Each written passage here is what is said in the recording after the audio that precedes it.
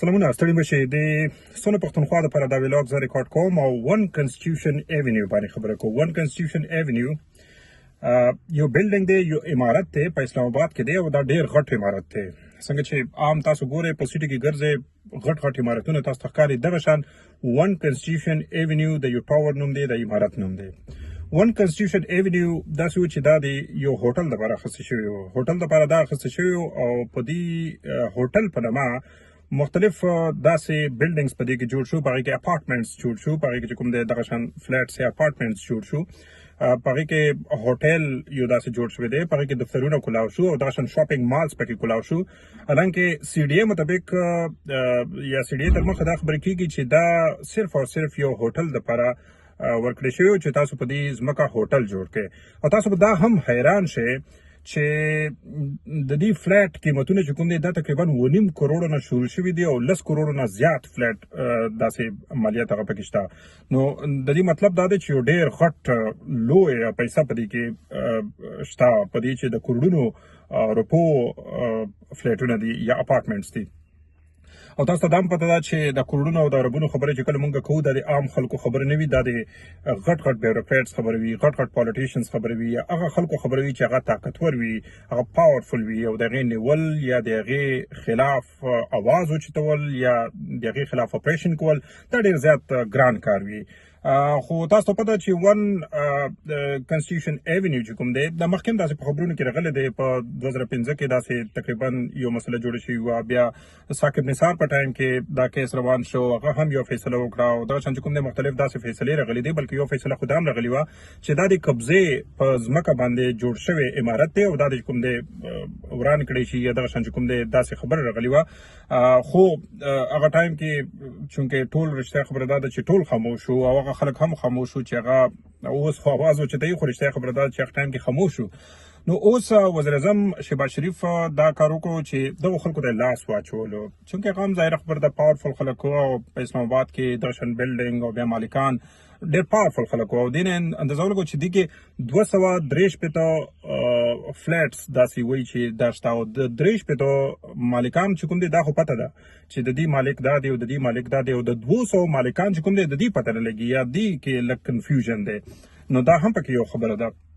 اوس خبره دا ده چې دغو خلکو ته لاس واچول شو، نو ظاهره خبره ده چې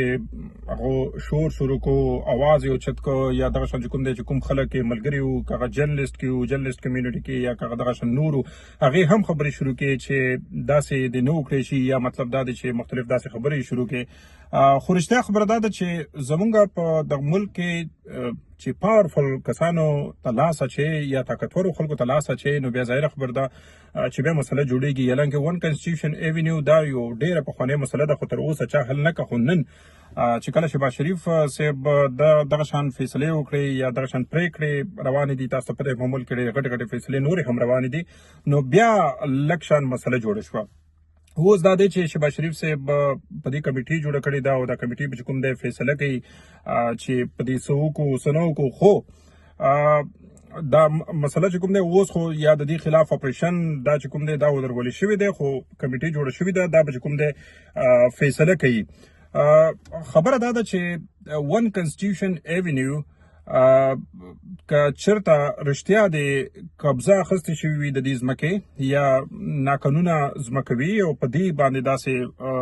عمارات جوړ شوي وي یا تعمیرات جوړ شوي وي، نو بیا ظاهره خبره ده چې مسله خو شته او د دې مسلې حل هم بیا پکار دی. داسې نه ده چې بیا حل نه دی پکار په دې چې یو ملک کې غیر قانوني کار کیږي، هغه غیر قانوني کار خلاف اواز اوچتول پکار دی. نه کې دا چې مونږ د یو لیګل چې کوم یو نوټس راشي یا یو لیګل کاروایي دپاره یو خبر راشي د هغې خلاف مونږ اواز اوچت کړو. دا هم چونکې د عدالت فیصلې وې، تاسو ته پته چې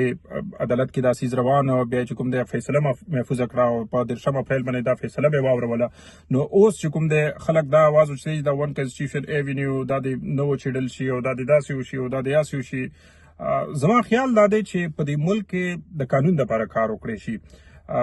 قانون دی په هر چا نافذ کړی شي. قانون دی صرف په عامو خلکو نه بلکې په خاصو دی هم نافذ کړی شي. قانون دی ټولو دپاره یو وي. که چېرته یو فلیټ یا یو ټاور یا یو دومره غټ بلډینګ دا د غریب سړي وي او که د مالداره سړي وي